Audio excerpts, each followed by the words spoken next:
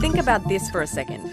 If Australian authorities asked for your fingerprints and your iris scans to keep forever, would you give them up? A revolutionary change that gave a digital identity to each and every person without any discrimination of caste, creed, class, or of being rich or poor. This is the reality for most people living in India at the moment. And I know because I handed mine over when I lived there too. This is none other than the world's largest digital identity revolution. Aadhaar. My Aadhaar. My identity. And I'm not the only one. 99% of Indians, according to the department that governs this biometric system, have signed up. That's a whopping 1.3 billion people. It means my most personal details went into this immense Aadhaar database. Now, the Indian government says it's to enable more people, especially the poor, to access government and financial services like food rations or bank accounts. Whereas earlier, one needed a number of cards for different tasks. Today, all identity-related work can be done with Aadhaar. But technology and privacy researchers say this allows surveillance at a scale that's not been seen before in a democracy. It surprises me immensely how casually this project is being just, spread across all kinds of domains, all manner of databases being made, everything being linked up using the UID number. Usha Ramanathan is a lawyer and human rights activist who's been campaigning against Aadhaar. It surprises me because, it's only very recently that we had a newspaper recognizing that a breach of this kind of data is a national security threat. Many people can get at it and you won't even know. Getting my Aadhaar card was pretty simple. I just went to one of the government centres, scanned each of my fingers, did an iris scan, and then went on my way. But I pretty much felt like I had to, because it wasn't really clear what the consequences would be if I didn't. Would I be able to use my bank account? Would I be able to use my phone? There was just a lot of uncertainty. Apart from the public distribution system and scholarships and things, they also said that you can't get married, you can't get a caste certificate, you can't get a domicile certificate, and went on for a while. Then the court stepped in and said that, you can't compel people, you can't deny people any service because they are not enrolled. But they went ahead nevertheless and kept saying that they will deny. And what is very interesting in this is how all the way to the bottom, from the top, the system absorbed this. And so anywhere you went, they would say, no, you have to give your UID number or else we can't give you your service. So it was a lot of bullying, scaring people, fear-mongering, coercion. Part of the government's reason for bringing in the Aadhaar system has been to eliminate fraud, like people duplicating identities to collect double the services they're owed, or the issue of leakage, where entitlements are diverted by corrupt bureaucrats. Now, the centre has issued a warning against sharing the photocopy of your Aadhaar card. The information can be misused by organizations. And while the government has said the biometric databases are foolproof, there's been evidence of fraud continuing. But they won't provide data on how much fraud or human error plagues the system. Prasanna S. is an advocate in India's Supreme Court. He advises petitioners in Aadhaar cases. There have been no studies, or even if there are studies, it is there have been no reports, and even if there are reports and they are not in the public domain, there is now no data about the Aadhaar system itself. Even as the state becomes more and more data hungry, where the citizens are now forced to give their part with their personal data for any purpose under the sun, you see that there is a movement towards the state becoming less and less transparent. The question becomes, what is all this data, collected like a dragnet and cross-referenced with other data, going to ultimately be used for? In Telangana, they started linking the UID number with the voter ID number. And in that process, they dropped a large number of people saying these are all, the voter IDs were dropped saying these are duplicates, these are fakes, these are ghosts. And it was very close to the elections. There wasn't enough time for people to go and get redress on that. And in Telangana, the kind of model that they are coming up with, it's become like a police state where you're walking on the street and they can just take a picture and then send it across to see whether you're on any suspicious database. So it's not the stuff of which freedom is made. Now, I don't live in India anymore, so the government doesn't need to keep my personal data. But once you're in the system, there's no getting back out. So the UID is one system which is a really, really remarkable system which says you can opt in. In fact, you're not opting in, you get in. And you cannot opt out. There is no opt-out mechanism. Such an interesting story by Hannah there. And it is crazy when you think about 1.4 billion people's data being collected in that way. And we have seen recent cases where, for example, people were able to steal the IDs and personal information of celebrities and then scam them through that.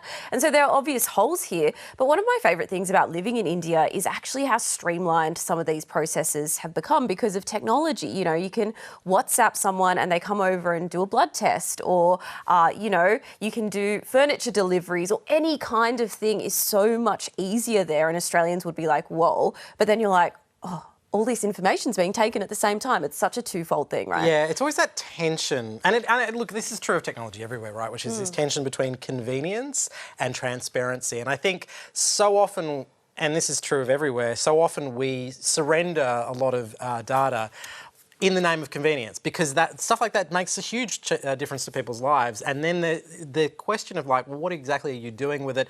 I will say one thing though.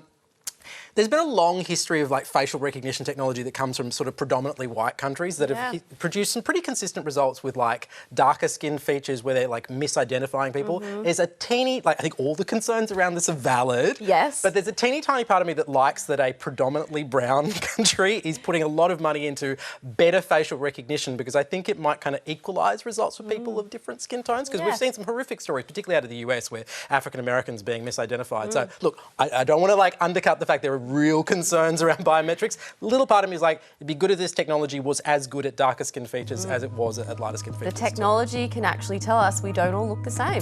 Who knew? Who knew? Questions continue to be raised about freedom of speech in India following the arrest of a prominent actor and activist. From Yale to jail, they're the headlines about American-born Chetan Ahimsa, who's been working in India after graduating from Yale University in 2005. He's been a Fulbright scholar, village teacher, film star and vocal critic about the caste system, but he's now in hot water for tweeting against Hindutva or Hindu nationalism. Now he's facing deportation after having his overseas citizenship of India status revoked, which is sort of this thing that gives people with Indian parents or grandparents visa-free travel and, of course, most importantly, the ability to work in the country. Chetan Ahimsa joins us now from Bangalore. Chetan, welcome to India Now. Thanks for having me. How did you get started in activism? I came to India to do social work, and when I was doing theater. I was doing how you could create social change through theater. I studied theater at Yale. And most of my fellow students at Yale were interested in performance, whether they go to Hollywood or whether they go to Broadway. But I looked at theater and cinema as a way of actually creating social change. So when I came here to serve in to do social work through theater, it was kind of a natural trajectory to get into cinema. I wasn't aware of the activism world because everything in India was so new culturally. It was a cultural shock, linguistic shock. But over time, my words, my interviews, my service, then I got in touch with a lot of the activist circles and over the past 10, 12 years. And in 2011, I worked actively in the anti-corruption movement that spread a lot of waves across the nation. And from there, I got in touch with a lot of work with Dalits, Adivasis, marginalized communities in terms of social, economic, gender, and all types of environmental work. Chetan, that activism has got you into a bit of trouble with the ruling BJP. What has that response been to a lot of the campaigns you've been running? We don't exactly oppose only the BJP. We oppose the entire system of inequality in the Indian context. So that means the right-wing parties of the BJP, we feel that they are criminalizing the situation, demoting, demonizing, othering a lot of them religious minority communities like the Muslims and Christians.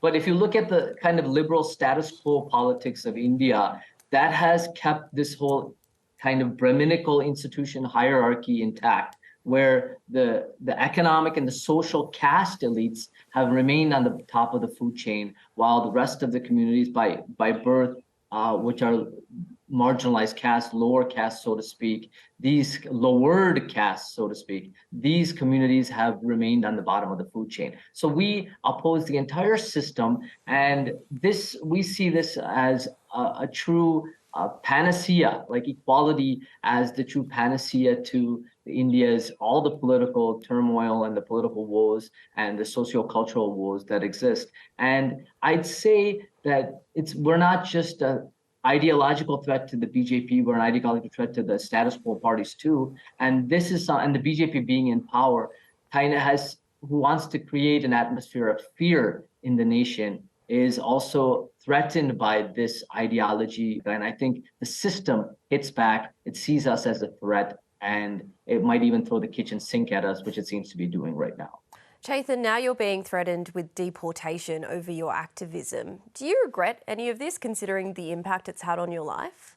I don't regret it at all. It is something that is, I have said in the past, it is something that might break my heart, but it doesn't break my spirit, because I do realize that when I studied at Yale, when my experiences with racism, institutional racism in America and other types of things, I realized that anywhere in the globe today, equality is something through justice and rationality is something that is very necessary. And that to me, especially in India, that is riddled with something as built-in inequality, such as the caste system. And we have a very like a economic system of inequality, capitalist system that is really benefiting the 1% have 40% of the wealth, while the bottom 50% have only 3%. So, and patriarchy is very deep-seated in the Indian social fabric. I mean, and all these things are built on, and of course the BJP's Hindutva, which is demonizing Muslims and Christians and religious minorities. So all these things are built on a system of inequality. So that inequality, if you fight that, then you will be targeted, you will be attacked by the system, and you will be forced to keep silent. But I am fortunate to have support of my family in terms of emotional support and I know that what we're saying is truth. It's based on fact. It's based on rationality. It's not in any way contrived for personal benefit. It's in the best interest of society. So I will continue to speak what I believe is truth to power, and that to me is through equalitarianism. You know, it's funny, we've talked a lot on this show about what very much feels like a clampdown on dissent happening in India at the moment. And the court, as you mentioned, you've been ordered to not discuss your case. I mean, for somebody who is outspoken, how are you finding that ability to still do your job as a campaigner, but with these sort of curtailments? Sometimes I feel the more that the freedom of speech is being clamped down, the more we have to actually speak out.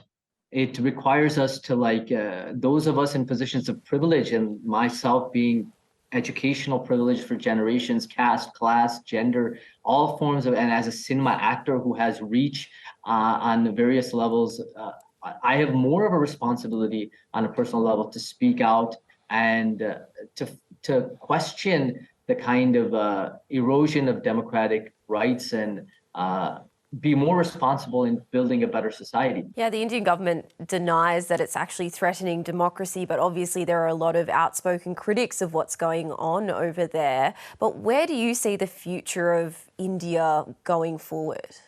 If we want political change, there has to be societal change. And if we want societal change, there has to be an attitudinal, mental change. And if we believe it is possible to build our equalitarian nation, then once we believe it, because once the mind believes it, we can actualize it on a day-to-day level. So we're doing that play of ideas, that ideological belief that we can do it, because revolution, transformation starts with the mind. And that's what we're doing in the Karnataka context. And there's a lot of people across the nation that are doing that in spite of the threats, and they're fighting against it, because this is the only way for a better society and a better democracy. And this is India at its finest, is what I believe. Chetan, thank you so much for your time. Thank you for having me. I appreciate it. Vice President Jagdeep Dhankhar will be representing the Indian government in London over the weekend, getting a first-hand view of the pomp and pageantry of King Charles's coronation. But as the event has grown closer, there's been a lot of public discussions about the role of the monarchy in modern society, and of course the history and the impact of the British Empire. In fact, it's a conversation that's been happening in India since independence.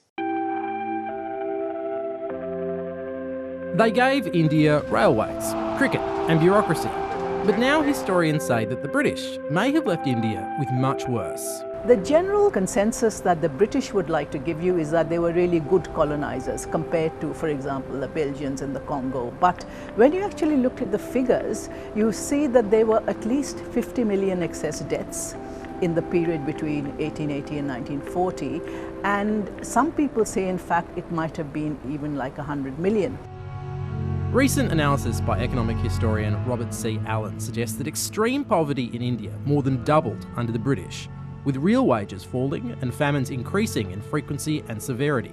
Some scholars say that at this period, the Indian life expectancy dropped to 22 years. 22, which is like, when you think about it, it's unbelievable. We shall defend our island, whatever the cost may be. We shall never surrender. And while Winston Churchill was leading the fight against the Nazis in World War II, experts now say he caused a massive famine in 1943 in Bengal, which produced a third of India's rice. With the Japanese invasion of neighbouring Burma, he introduced a scorched earth policy, destroying significant rice fields to deny Japanese invaders food supplies. And that's not all. There is no doubt that, if not overtly, certainly covertly, he contributed to the death rate. Because he actually redirected and stopped ships carrying produce to the Bengal Delta, because he was scared that the Japanese in the Second World War would take over the ships. And he was not particularly empathetic to the population there. He didn't sort of really feel the need to rush in to try and save them. In her book, Churchill's Secret War, journalist Madhusri Mukherjee reported that the PM thought the Indian army was useless. And the Secretary for India, Leo Amory, wrote in his diary, Churchill said sending relief would be no good, as Indians breed like rabbits anyway. I feel that Churchill was focused on the saving of the empire for Britain. He was not focused on the welfare or well-being of the colonial subjects. I mean, there is enough evidence in the War Cabinet papers to show that. With the average daily ration of about 400 calories, the same as Buchenwald concentration camp prisoners, it's estimated that more than 3 million people died as a result. My parents were actually in Calcutta during the famine in 42-43, and they experienced a kind of trauma that stayed with them till their deaths. My mother used to tell me the story of how there would be skeletal people in the street begging for the water drained from cooking rice, asking for starch water. How there would be dead bodies that there were not enough people to cremate, which would just lie there. It had a terribly traumatic impact on them, and they remembered it for the rest of their lives. And when other El Nino weather events cause more droughts, it's thought the East India Company and the British Raj maladministration resulted in millions of needless deaths. But despite a massive population increase, India hasn't experienced major famines since independence 75 years ago. The British have got off relatively lightly in terms of their colonial rule. And the reason I think for that is the way in which they have controlled the archives. And they have written the story of colonialism, and it has been about education, trains, legal regimes. It has not been about hunger, famine, deindustrialization, immiseration. All of those have disappeared from their history books.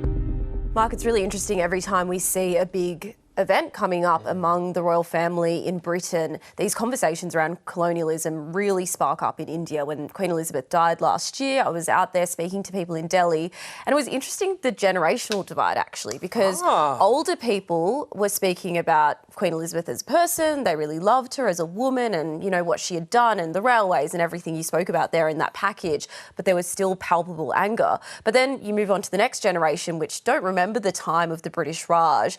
They didn't really care. There wasn't that much interest in colonialism in the same way, but that anger still exists. But now we're seeing with the coronation this argument around the Kohinoor diamond, you know, that was taken from India, this hugely expensive diamond, and it means so much to Indian people. And the government's trying to utilise that to say, well, give it back. But now the British have taken it out of this crown that Camilla was going to wear, the Queen Consort, and it's kind of hushed the Indian government on this issue. It has. I've spoken to members members of the BJP in the lead up to this, and they've said, for now, we're not saying much on it. So that's really interesting, right? Yeah, right. So it's worked. I mean, the thing I always come back to with history is like it really does come down to who gets to tell the story. You know, we mentioned at the top there, railways. What people forget about railways is why the British built the railways in the first place, which was basically to extract wealth from India, all of South Asia really at that point. So I think we talk about it as like this nice infrastructural thing that was given, but actually it was built for a purpose of extraction. I mean, I'm fascinated to note that the Kohinoor thing has worked because it was such a big conversation at the time, and it was always designed to be removed. The irony is they've removed it and they're going to replace it with a diamond that was taken from what is now South Africa. I know. Whether South Africans will get as upset about it, I don't know. But look, it is always fascinating to me when these events happen because it is a reminder that, you know, we are the last chapter in a story that has stretched for thousands of years. And you do need these events to kind of revisit and go, actually, how do we feel about our relationship with the British Empire? And presumably that conversation is going to result in lots more countries maybe making a choice to stay within the Commonwealth or step out of the Commonwealth. Obviously not an issue for India. It's been solidly out for a while now. But I think there's going to be lots of countries around the Commonwealth that use this as an opportunity to discuss what is our relationship with this institution that once commanded pretty much a quarter of the world's population and land. I think with the Kohinoor as well, it's an issue that's paused temporarily. It's not gone away completely, and I think the British know that, and the Indian government will spark it up again. And, you know, we're seeing such a distancing in India from the British Raj. Road names are being changed, statues are being taken down. Yeah. We're seeing that continue to happen, and it's just going to get more and more pertinent as the years go on. Also making news in India, a group of women wrestlers who have been protesting on Delhi streets for nearly 2 weeks say they were assaulted by police on Wednesday night. Yeah, that's right, Mark. This protest has been going on for the last couple of weeks. These wrestlers say that the president of their association has sexually harassed people. They're alleging that, and they're saying that not enough action has been taken against this person because he's a BJP politician. That's their accusation. Now, the courts are intervening as well, but these women, they're going through really grueling circumstances. They're saying they haven't slept or eaten in days. इतनी इज्जत गिराओगे क्या? हम अपनी मान सम्मान की लड़ाई लड़ रहे हैं और वो फिर धक्के मार रहा है चेस्ट पे लड़कियों कैसे वो पुलिस वाला धर्मेंद्र जो भी है इसी दिन देखने के लिए मेडल लेके आना तो मैं चाहूंगी कि देश का कोई खिलाड़ी मेडल ही ना लेके आए कभी. So the president is Bhushan Sharan Singh. He denies all these allegations of sexual harassment. But the highest court in India, it's now intervening and it's saying that the police need to lay these charges. But Mark, this is an issue we've been talking about a lot on this show, right? Is the Indian system actually working in the way that it's meant to? That's what critics are accusing India of. They're saying that the courts need to do more, that the police need to do more. But then others are saying, well, this is how it works. This is democracy. If there's not enough evidence, should there be charges laid against this man? So this protest, it's going to go on for a while. Obviously, these wrestlers are saying they're not going to give up. And we have seen historically protesters driving a lot of change. It is one of those stories that kind of reveals some fault lines, doesn't it? All right, we are going to go from wrestling to cricket now. We all know that India's cricket team has long been a force to be reckoned with, just this week dethroning Australia as the world's best team in the international cricket rankings. And now it's the women's turn to shake up global cricket with more than 100 million viewers tuning in for India's inaugural WPL or Women's Premier League. Samuel Yang has this story. I started playing in the parking areas of our quarters and I'm playing cricket since I'm 8 years old. I made my debut when I was 16. I'm a complete package cricketer, so normally I prefer playing opening because of my style, but I can bat anywhere from top to bottom. 26-year-old Sneha Dipti says she rarely saw women playing cricket on television while growing up. When I started playing this sport, I even myself, I couldn't recognize any women cricketers. When my father said there is a women team as well, I thought like, is it? I thought I'm the only one playing this sport. But right now, things are changing a lot. And that change is all thanks to India's first women's cricket competition. The Women's Premier League is going to change the landscape of women's cricket game forever. What a game of cricket we have had the privilege of witnessing this evening. It is absolutely an amazing moment in the history of sport. It is being called a watershed moment, a game changer. It's well known that cricket is the most watched sport in India. In fact, the Men's Indian Premier League is one of the world's most valuable sporting events. But now it's women like Sneha who are front and centre as a member of the WPL Grand Final team, the Delhi Capitals. This is what we wanted from so long, and we were very fortunate. It happened after WPL. I think people are recognizing me and the hard work I have put in for so long. It's big money too. The broadcast rights to the WPL sold for $175 million and about 120 million people tuned in for the first season. This is quite phenomenal considering the fact that women sports was not that favorite amongst Indian viewers. We are talking about the media rights for WPL. Almost 80 to 85% of what IPL commanded in its first season. WPL viewership is maybe around 15% of an IPL match today. It hasn't come out of nowhere. The last few years have seen India consistently reach the finals on the international stage, including winning this year's Under-19 Women's Cricket World Cup. This upswing in performance was part of the reason India's governing body for cricket decided to explore a new women's league. With WPL, what has happened is money has come into sport. A lot more women get respectable salaries now, salaries as in contracts from WPL teams, and hence they probably don't have to look for a job outside of cricket. The 5 WPL teams were auctioned for more than $860 million, but the players are earning a bit less than what the men got paid in their first season. As a sports person, we always want, we get that recognition and, the equal pay. This woman is very strong and we get inspiration from them. Someday I will play. And my daughter especially will play for India. Women in India are usually not encouraged to play sport. There's socio-cultural, economic barriers that women face. Most of it is that it's still a patriarchal society where the role of the woman is that of a homemaker. So playing sport is considered antisocial. Also, there was safety issues. There weren't safe spaces for women to be able to participate. Then the clothing is another problem. Usually the Western form of clothing that women wear in sport are what men traditionally wear. Might be clothing that is bearing your skin, which is not culturally not acceptable for a lot of people in India. What tournaments like WPL is doing, and more is to come, is that they are giving them that sense of security. They are telling them, today you come into cricket, your tomorrow is secured. And that is going to help the ecosystem grow. I am very fortunate to have a supportive family by my side, but I don't think every woman in India have that. And for some to come out of their home itself is a huge thing. And Sneha and her fellow players are inspiring the next generation too, like 9-year-old Riva. So I started last year and it's really exciting playing cricket. It's really entertaining. It's fun. Born in Australia, she's been watching from afar. Mumbai Indians is my favorite team.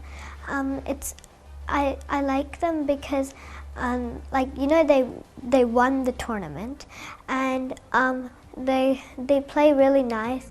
And is eager to make her own debut one day. When I grow up, I want to be like the players right now. I want to go into WPL and play and win the game.